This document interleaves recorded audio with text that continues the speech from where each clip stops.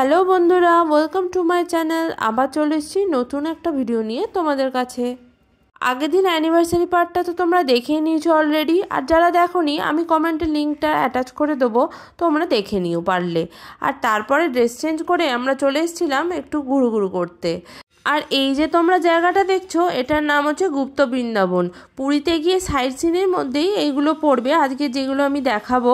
তো তোমরা যে কোনো গাড়ি বা টোটোওয়ালা বা অটোওয়ালাকে বললেই ওরা তোমাকে পুরো প্যাকেজ করে ঘুরিয়ে দেবে ওখানে যা যা সাইট সিন আছে।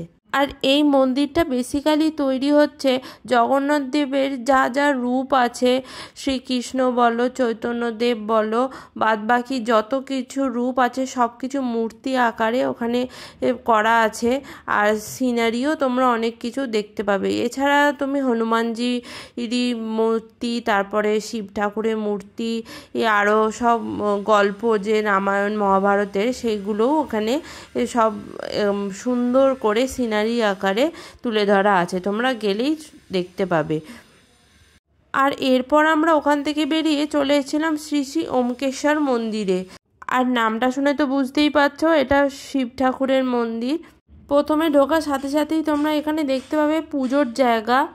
আর দেখো তারপরে এখানে লঙ্গরখানা খাওয়ানো হচ্ছে, কিছু একটা টোকেন দিয়ে আই থিঙ্ক খেতে হয় এখানে, এমনি এমনি ফ্রিতে হয় না।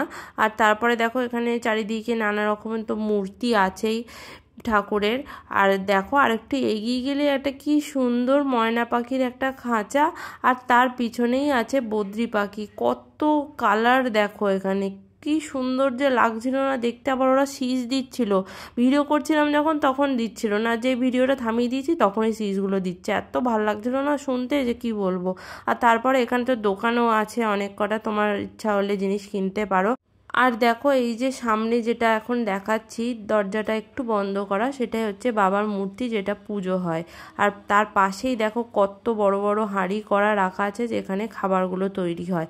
আর সামনেই দেখো কি সুন্দর কিউট লাগছে না এটা দেখতে, দোলনা দিয়ে দোলাচ্ছে রাধা কৃষ্ণকে, দেখতে কিন্তু খুব সুন্দর লাগছিল। যাই হোক আর একটুখানি এগিয়ে আসলে দেখো একটা রাক্ষসের মুখ দিয়ে ঢুকতে হবে। আর এইখানেই দেখো আসল মূর্তিগুলো রাখা আছে শিব ঠাকুরের। আমাদের ইন্ডিয়াতে যত রকমের মূর্তি আছে শিব ঠাকুরের, যেখানে যেখানে যা নামকরণ আছে সব কিছু নাম দিয়ে এখানে সেই মূর্তিগুলো তৈরি করে রাখা আছে। যারা যারা হয়তো সেইখানে গিয়ে দেখতে পারছো না, তারা এই জায়গাটাতে আসলে সেই মূর্তিগুলো দেখতে পাবে।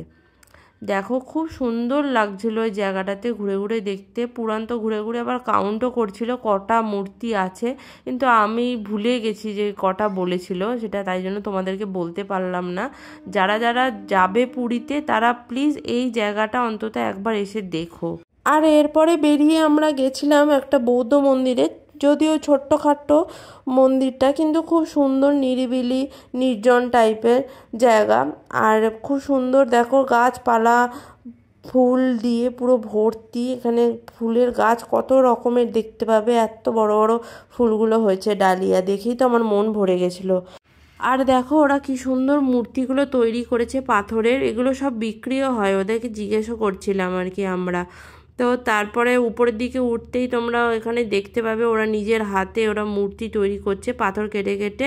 আর সামনে তো মন্দিরটা আছে, ভিতরে মন্দিরটা দেখতে গেলে সিঁড়িটা দিয়ে উঠতে হয়, তাহলে তুমি ওটা খুললে ওদেরকে বললে ওরা খুলে তোমাদেরকে দেখাবে। আর কি সুন্দর যে একটা সাউন্ড আসছিল না মন্দিরটার ভিতরটা থেকে, যে কি বলবো, বৌদ্ধ মন্দিরগুলো থেকে এরকম সাউন্ড আসে, আর এই সাউন্ডটা আমার খুব ভালো লাগে। আর এরপরে আমরা আরও 2-3টে জায়গায় গেছিলাম, একটা মনে আছে সাক্ষী গোপাল ছিল, আর বাদবাকি দুখানার নামটা ঠিক মনে পড়ছে না।